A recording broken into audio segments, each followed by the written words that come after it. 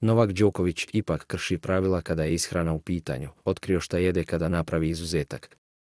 To su poslastice koje svi volimo. Novak Đoković nalazi se u Kaliforniji već nedelju dana, a uskoro će biti održan žreb, pa će saznati sa kim će igrati u prvom kolu.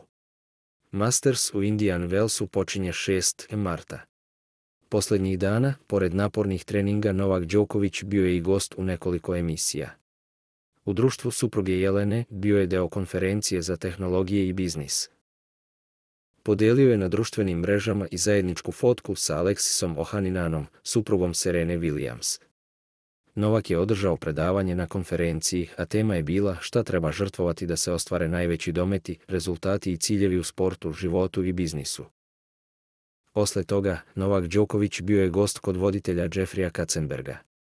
Naravno, govorio je Nole o tome čega je sve morao da se odrekne da bi postao najobolji, da podsjeti kako mu je bilo teško u početku karijere. A onda je došlo vreme i za vedrije teme.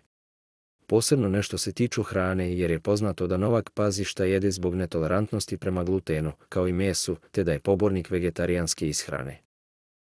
Koja je tvoja omiljena serija, pitao je Amerikanac. Prijatelji, odgovorio je Novak.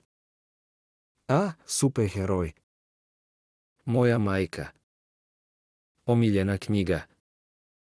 Koristite svoj mozak da pobedite od književnice Holly G. Green.